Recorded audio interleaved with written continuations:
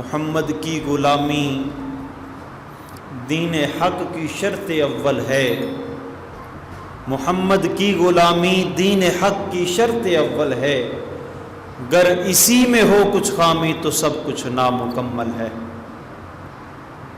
اللہ رب العالمین کی حمد و ثنا کے بعد بے حد و بے حساب درود پاک حضور صاحب لولاق صلی اللہ تعالی علیہ وسلم کی بارگاہ عالی میں پیش کر لینے کے بعد آج جس خوبصورت عنوان کے تحت آپ احباب سے گفتگو کرنا چاہتا ہوں وہ ہے محبت رسول اور عشق رسول کیا ہے۔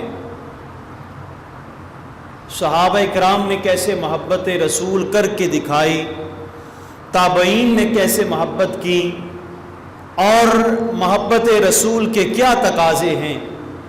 آج انشاءاللہ اس خوبصورت عنوان پہ آپ احباب سے کلام کرنے کی سعادت حاصل کروں گا۔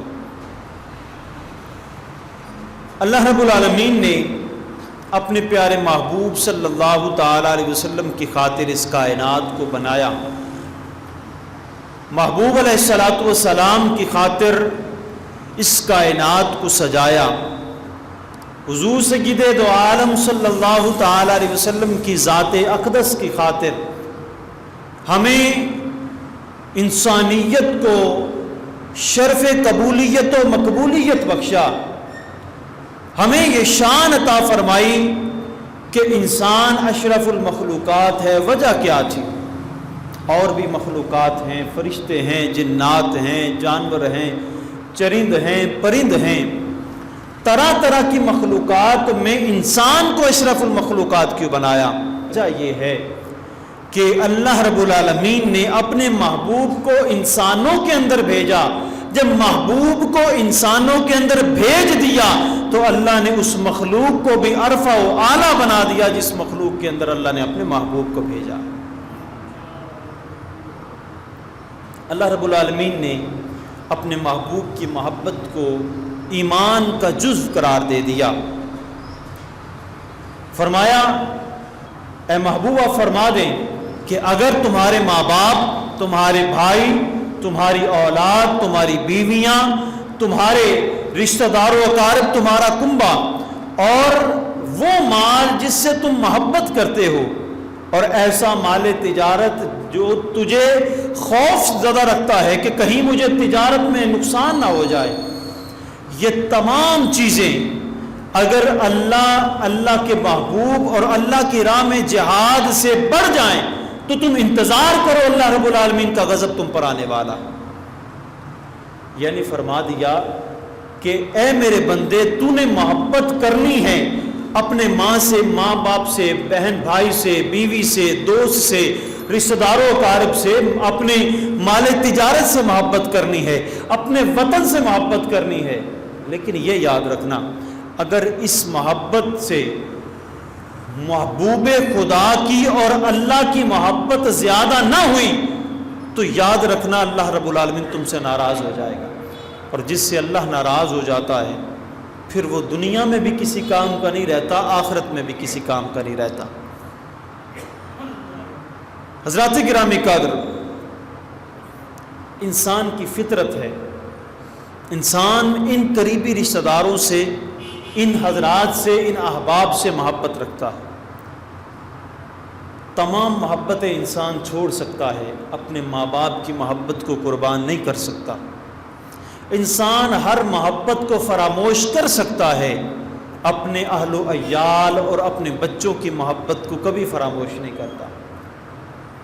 اپنے مال و دولت سے محبت کرتا ہے، تجارت جس شعبے سے منسلک ہے اس کے ساتھ بڑا لگاؤ ہوتا ہے، لیکن انسان اپنے اولاد اور اپنے ماں باپ سے، اپنے کنبے سے جتنی محبت کرتا ہے اتنی محبت کسی اور چیز سے نہیں کر سکتا۔ اسی لیے اللہ رب العالمین نے ان محبتوں کو ذکر کرتے ہوئے ارشاد فرمایا کہ ان تمام لوگوں سے محبت کرنا تمہارے لیے ضروری ہے، لیکن یہ ذہن میں رکھنا کہ کہیں یہ محبت الہی اور محبت رسول سے نہ بڑھ جائیں۔ اگر یہ بڑھ جائیں گے تو اللہ رب العالمین تم سے ناراض ہوگا۔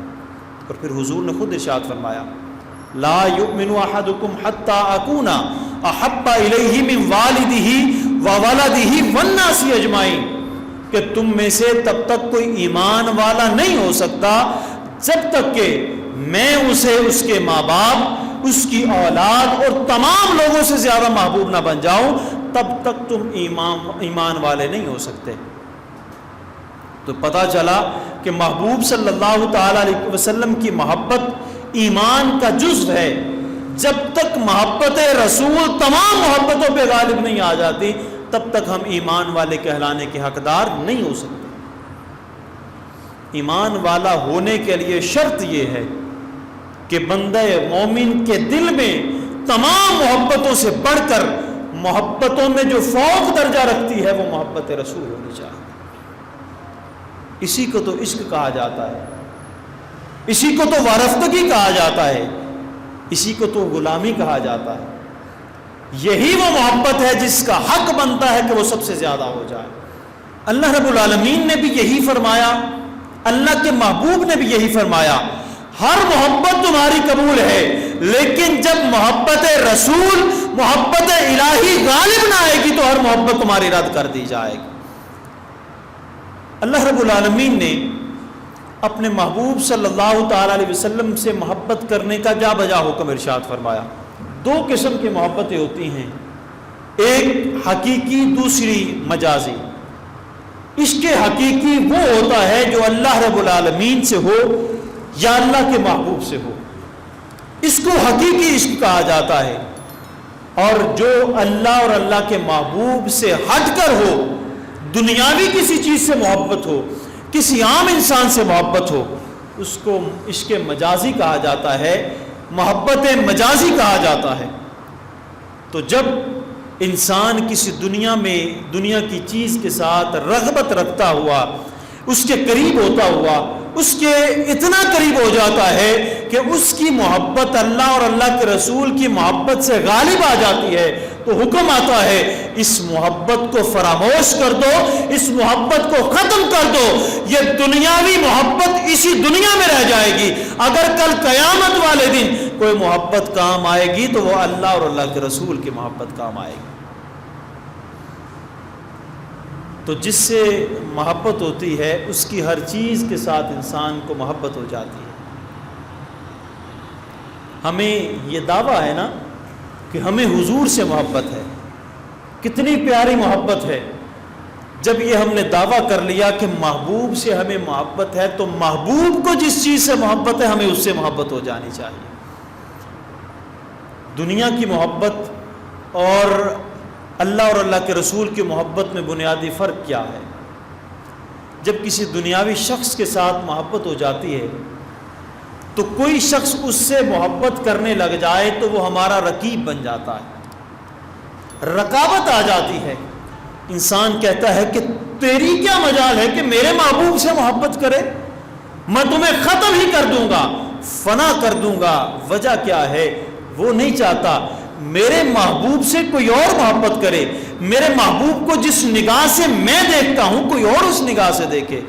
لیکن جو محبوب خدا کی محبت ہے، جس کے دل میں محبت رسول ہو، وہ چاہتا ہے کہ میرے دل میں محبت رسول ہے، پوری کائنات محبت رسول میں قربان ہو جانی چاہیے۔ اسی کو حقیقی عشق کہا جاتا ہے۔ عشق مجازی اور حقیقی میں فرق ہی بنیادی یہ ہے کہ انسان اگر مجازی عشق میں مبتلا ہو جائے، وہ چاہتا ہے کوئی اور اس کو دیکھے ہی نہیں، اور جو چاہتا ہے کہ میں اللہ اور اللہ کے رسول کے عشق میں فنا ہو جاؤں، اس کی صرف یہ خواہش نہیں ہوتی کہ میں ہی اس محبت میں قربان ہو جاؤں۔ وہ جب مسجد میں آتا ہے، جب محفل میں آتا ہے، جب ذکر رسول کی محفل میں آتا ہے، وہ نہیں چاہتا میں اکیلا جاؤں، وہ چاہتا ہے میری اولاد بھی آئے، میرا دوست بھی میرے ساتھ آئے، سارے لوگوں کو جمع کر کے وہ کہتا ہے آؤ میں عشق رسول کی محفل میں جا رہا ہوں، میں ذکر رسول کی محفل میں جا رہا ہوں، میں جس محبوب سے محبت کرتا ہوں آؤ تم بھی اس سے محبت کرو، اس کے ذکر کی محفل میں بیٹھ جاتے ہیں۔ یہی تو وہ چیز ہے جو بنیادی فرق اور امتیاز پیدا کر دیتی ہے۔ تو ہمیں یہ امتیاز اور فرق سمجھتے ہوئے ہمیں وہی محبت اپنے دل میں بسانی ہے جو محبت اللہ بھی چاہتا ہے، اللہ کا محبوب بھی چاہتا ہے۔ لا یؤمن احدکم حتی اکون احب الیہ، تم میں سے تب تک کوئی ایمان والا نہیں ہو سکتا حتی اکون احب الیہ، جب تک کہ میں اسے محبوب نہ ہو جاؤں، من والدہ، اس کے والد سے، اس کے آباء و اجداد سے، وولدہ، اس کی اولاد سے، والناس اجمعین، اور تمام لوگوں سے بڑھ کر محبوب نہ ہو جائے۔ پھر جس کو محبوب سے میں نے عرض کیا کہ محبت ہو، وہ چاہتا ہے کہ اس کی ہر چیز سے ہمیں محبت ہو جائے، نسبت قائم ہو جاتی ہے نا۔ جب نسبت قائم ہو جائے تو نسبت رکھنے والی ہر چیز سے محبت ہو جاتی ہے۔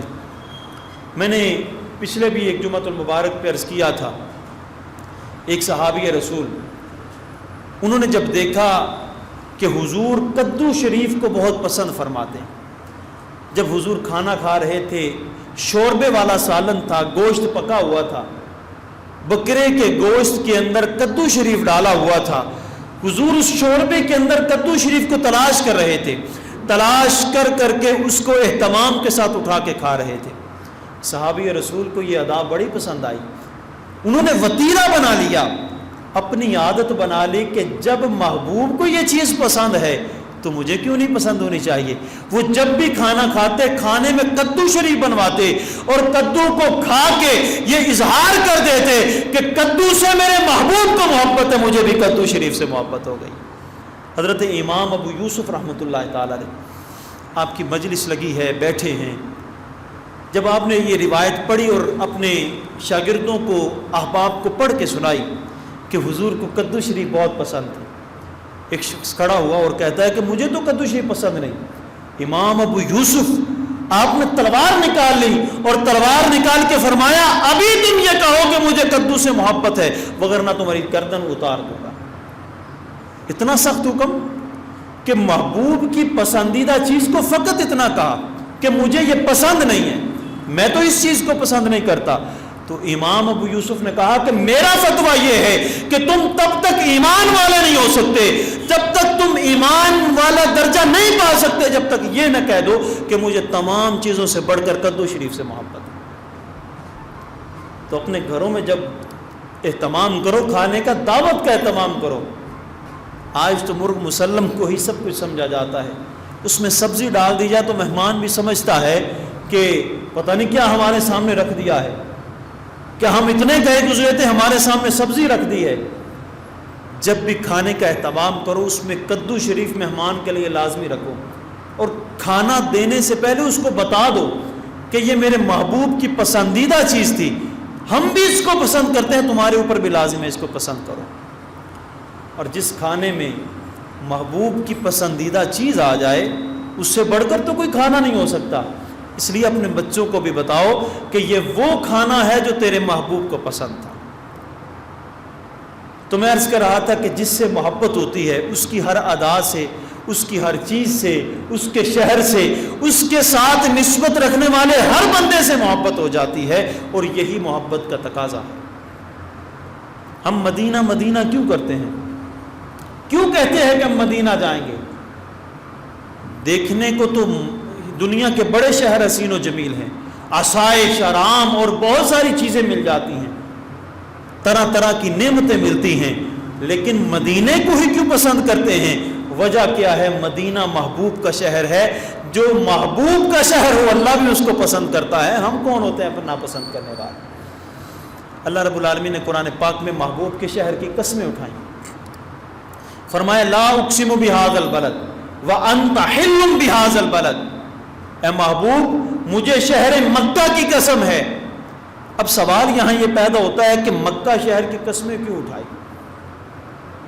بندہ ذہن میں سوال آتا ہے، رب العالمین سے سوال کرتا ہے، مولا کیا مکہ کی قسمیں اس لیے اٹھائی ہیں کہ تیرا بیت اللہ ہے، وہاں کعبۃ اللہ ہے، اس لیے قسمیں اٹھا رہا ہے؟ فرمایا اس لیے قسم نہیں اٹھائی۔ کیا کعبۃ اللہ میں جو حجر اسود نصب ہے، وہ جنت سے پتھر آیا تھا، بڑا مقام والا ہے، یا رب العالمین کیا اس لیے شہر مکہ کی قسمیں اٹھا رہا ہے؟ فرمایا اس لیے نہیں اٹھا رہا۔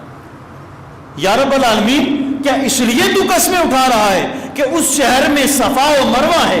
فرمایا اس لیے بھی قسم نہیں اٹھا رہا۔ مولا پھر کس لیے قسم اٹھا رہا ہے؟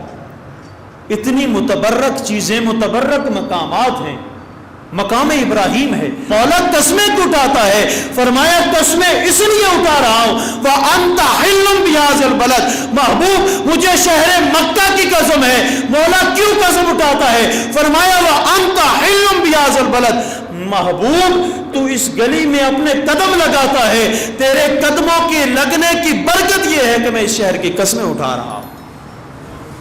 فرمایا میں تو قسمیں اس لیے اٹھاتا ہوں کہ محبوب تیری تلیاں اس گلی پہ لگ جاتی ہیں۔